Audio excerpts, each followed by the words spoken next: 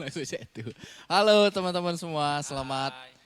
malam lah karena kita sekarang lagi malam di sini, lagi ngobrol malam.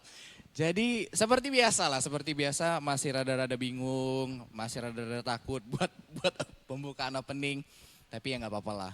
Jadi hari ini kembali lagi dengan saya dan dua orang tamu yang berbeda. Kemarin berapa orang ya? Artis nih, artis. Ya, 4 orang wanita, sekarang 2 orang pria yang tadi sempat mengaku artis sudah ya. Jadi mencari jadwal mereka, nyocokin jam memang rada-rada sulit lah ya di masa-masa seperti ini ya. Thank you tapi udah mau datang, ada Mas Tony dan Mas Esa di sini yang nemenin saya buat ngobrol karena kalau ngobrol sendiri, bukan ngobrol sih kalau sendiri, kalau ngomong sendiri saya masih rada takut lah.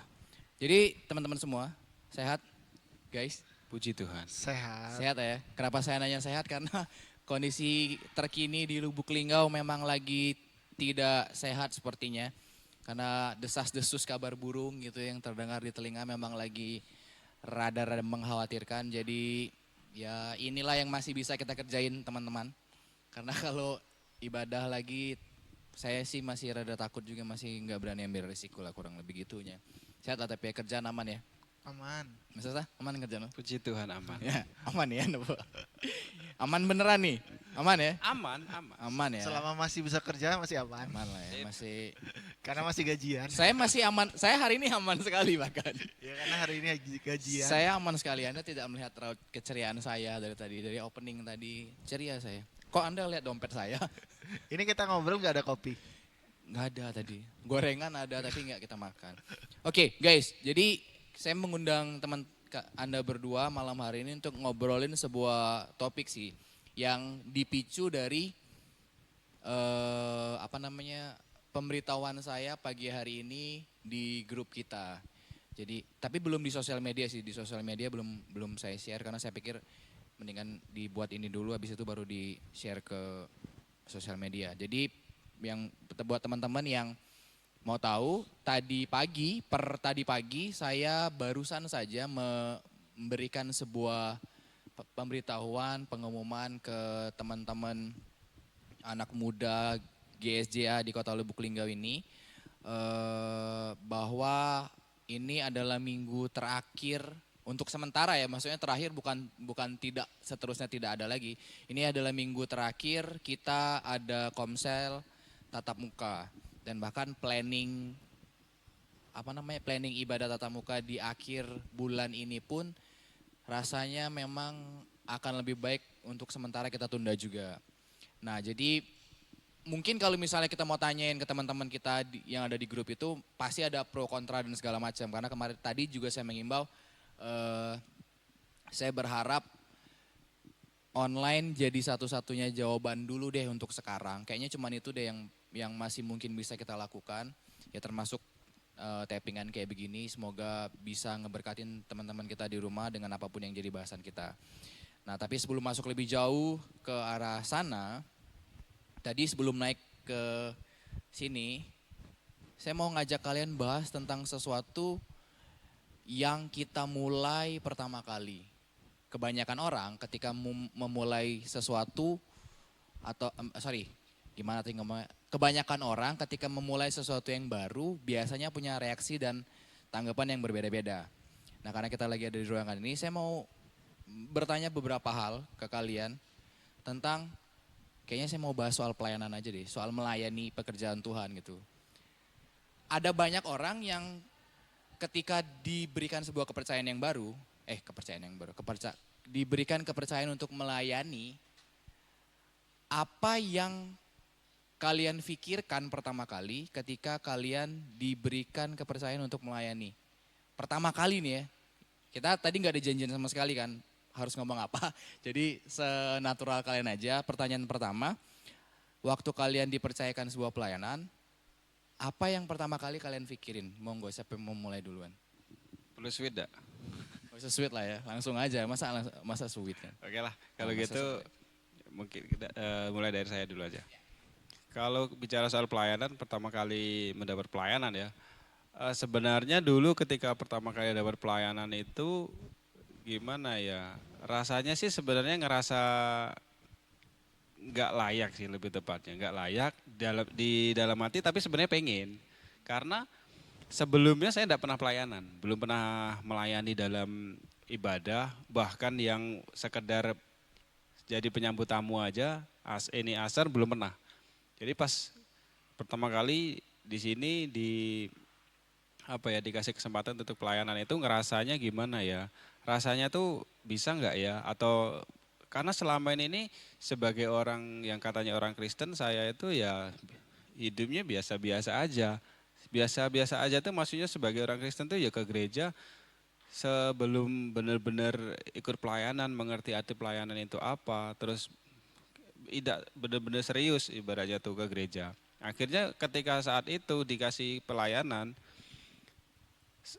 sebenarnya pertamanya itu mau nolaknya lebih tepatnya nggak enak. Yang kedua dalam dalam hati aku juga sebenarnya aku pengen gitu loh. Tapi di sisi lain ada dorongan ya kenapa enggak kamu melayani pekerjaan Tuhan. Kalau memang selama ini kita dalam hati pengen kan. Cuman ada rasa kayak mungkin itu salah satu intimidasi dari iblis ya yang orang kamu aja selama ini hidupnya ini kok enggak serius kok ini mencari Tuhan. Sekarang kamu pelayanan. Jadi ngerasa dalam hati aku ini munafik enggak ya aku ya. Kehidupan aku yang dulu atau yang sekarang tuh bahkan aku belum beres. Aku melayani Tuhan.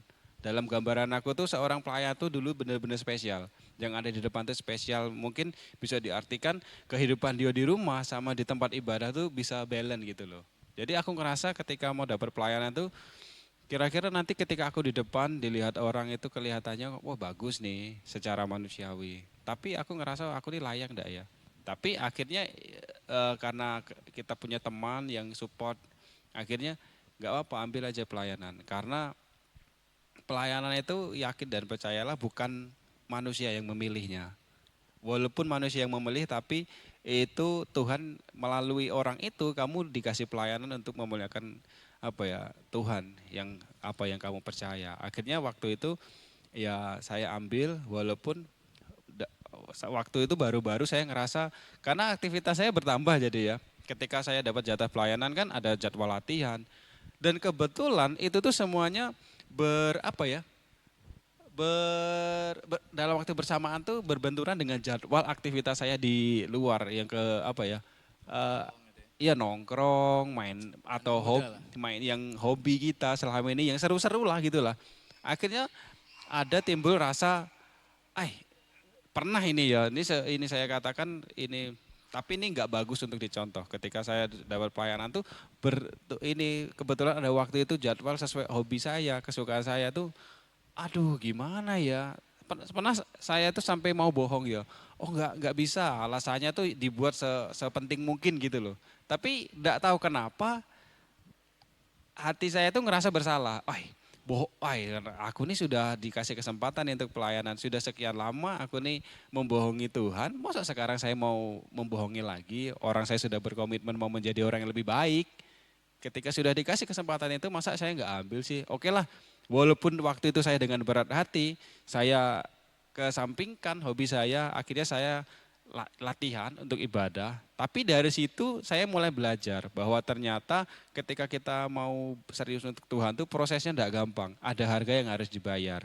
Mungkin kita ngerasa kelihatannya itu sepele ya, hobi atau apa yang mungkin kelihatannya itu enggak terlalu kalau kita bahas tentang rohani, itu mah biasa seperti itu. Tapi kalau orang kita ini sudah ada hobi yang benar-benar sudah kita lakukan sehari-hari, untuk meninggalkan itu tuh sulit loh. Untuk kita benar-benar beralih ke yang sifatnya radikal banget ya dari kita yang biasa-biasa aja, langsung kita diproses Tuhan, suruh melayani, lalu kita untuk meninggalkan kebiasaan lama yang asik itu sulit. Tapi waktu itu saya bersyukur bahwa waktu itu saya juga punya teman dan juga komunitas yang support saya. Akhirnya saya bisa benar-benar mengalahkan sebagian kecil kedagingan saya. Akhirnya saya bisa sampai saat ini melayani Tuhan dengan penuh sukacita, dengan bangga bahwa sebagai orang percaya saya melayani Tuhan. Akhirnya sampai sekarang pelayanan bukan lagi menjadi sebuah beban atau penghalang saya untuk melakukan aktivitas kerohanian bahkan aktivitas yang hobi segala macam. Ya intinya kita harus bisa atur waktu sih. Tetap sebaik-baiknya waktu kita masih lebih baik waktunya Tuhan. Itu sih kalau buat saya. Oke. Hah? Ya? Kalau Mas Sony, pertama kali nih, ingat-ingat dulu kan, mungkin berapa puluh tahun yang lalu gitu kan. Tunggu ada ide ting. Nanti kita bahas satu-satu ya. Nih kalau saya pertama dapat pelayanan, dikasih pelayanan, tahu pelayanan gitu ya, ya seneng. Respon pertama seneng karena apa ya, ada sesuatu yang spesial ketika kita tuh dipercaya untuk melayani kayak gitu kan. Tapi kadang memang dari pribadinya memang kadang belum siap. Belum siap nih. Kan butuh ini tuh, butuh itu. Intermezzo. Ya, ada ini ya, iklan iklan ya guys. Ada iklan. Sorry. Monggo. Silakan dilanjutkan, Mas. Nggak apa-apa, ini biasa ini. Nah, ini iklan lagi. Monggo silakan, nggak apa-apa, biarin aja. Ini salah satu bintang tamunya ya. Monggo Mas, nggak apa-apa Mas, biarin aja. Monggo silakan. Ini kita nggak kenal ya. Ini sebuah hasil nih. Monggo, silakan. Oke. Jadi yang saya lanjutin tuh seneng tapi bingung. Gimana ya? Seneng tapi bingung karena baru pertama seneng dikasih kesempatan tapi bingung untuk menjalankannya, bingung untuk meresponi, bingung untuk kan namanya pelayanan tuh ketemu dengan tim, harus kerja sama tim kayak gitu kan. Bingung. Akhirnya saya jalani, bertemu dengan teman, saya sharing, bertemu dengan ya banyak anggota-anggota tim, saya sharing kayak gitu kan. Tanpa saya sadari, ke depan saya terus melayani. Ternyata pelayanan itu tuh bisa membentuk karakter saya. Salah satunya tuh ketika melayani, saya itu berusaha melepaskan ego. Nih, kita tuh kan punya banyak ego masing-masing gitu kan, terutama saya. Saya tuh ada ya kayak pengen dimengerti lah, pengen itulah, pengennya kayak gini lah gitu kan. Jadi dari pelayanan ini tuh saya belajar ketemu dengan teman-teman seperti itu kan, bertemu dengan anggota-anggota yang lain, bertemu dengan kakak-kakak rohani di situ. Di situ saya mulai bertumbuh, semakin hari saya mulai ngerti, semakin hari saya mulai belajar bagaimana harus mengatur, bagaimana memberikan yang baik untuk Tuhan ya. Ini belum berbicara yang terbaik loh, baru yang bagaimana saya harus memberi yang baik untuk Tuhan dalam pelayanan saya. Itu memang butuh proses. Jadi kalau ada orang ngomong gini, kalau mau pelayanan tuh harus orang yang sempurna, harus kayak gini segala macam kayak gitu. Sebenarnya kalau menurut saya tidak, karena kalau dibilang melayani itu sama dengan bagaimana kita tuh masuk ke satu perusahaan yang baru dan kita harus mengenali produknya, baru kita bisa ngasih yang terbaik untuk bisa menjual produk itu seperti itu. Bagaimana kita bisa mengembangkan produk itu. Saya bersyukur sudah bisa melayani bareng-bareng teman-teman di sini kayak gitu kan. Walaupun kadang-kadang ada juga bohong-bohongnya masih gitu kan. Masih ada apa ya? Jadi bohong selama ini. Masih ada kan Ini terbuka nih. kadang-kadang kan kita masih kasih alasan-alasan gitu kan. Nih kamu ya, kan kamu nih sudah lama nih, kamu coba lebih tingkat lagi gitu kan, pelayanan gitu kan. Suka gitu sih. Kan supaya kita tidak apa ya, stuck. Jadi kita naik kan. Nah, pas posisi itu kan kadang kita belum siap nih. Rasanya. Waduh, gimana ini kan? Pokoknya cari cara gimana supaya nggak dijadwalin gitu kan, kadang gitu. Tapi ya kesini saya juga mulai belajar, saya juga mulai berdoa sama Tuhan. eh, saya tuh maksimalnya di pelayanan apa seperti itu. Kan kita tuh dikasih kepercayaan, tapi kita juga bisa, kalau menurut saya nih, kita bisa minta sama Tuhan, kita kasih minta hikmat Tuhan, kita tuh maksimalnya dipercaya di pelayanan apa gitu kan. Karena gini, setiap kita kan dikasih apa itu namanya? Talenta masing-masing, ditempatkan tempat masing-masing gitu kan. Terus tapi di setiap kita dikasih kepercayaan, ya kita tetap harus apa ya, harus tetap bekerja keras di situ. Kita harus melakukan yang terbaik gitu kan, melakukan yang terbaik. Ya yang terbaik untuk supaya yang pertamanya yang terbaik supaya bisa apa ya, supaya bisa dilihat orang baik seperti itu kan, dilihat orang baik, melayani dengan sungguh-sungguh dengan baik kayak gitu kan. Karena kalau kita mau melakukannya untuk Tuhan yang terbaik, kita kan pastikan bahkan juga untuk sesama juga baik kayak gitu kan. Jadi sampai sekarang saya terus masih melewati proses-proses saya, masih terus masih terus berdoa sama Tuhan, masih terus bergumul sama Tuhan. Saya harus maksimalkan yang di mana seperti itu kan. Saya harus melakukan yang seperti apa, mengambil sikap seperti apa. Saya terus masih berdoa sama Tuhan. Saya juga masih sering sharing sama teman-teman yang lain kan, di mana saya melayani itu, saya tuh benar-benar bertumbuh di pelayanan itu, dan saya tuh bisa jadi berkat, benar-benar jadi berkat gitu kan. Karena kan kalau kita ngomong pelayanan nih, setiap talenta kita kan sangat berpengaruh gitu, ya kan. Kita bisa, contohnya kita bisa senyum manis nih kan, jadi asyar tuh, senyum harus manis-manis nih.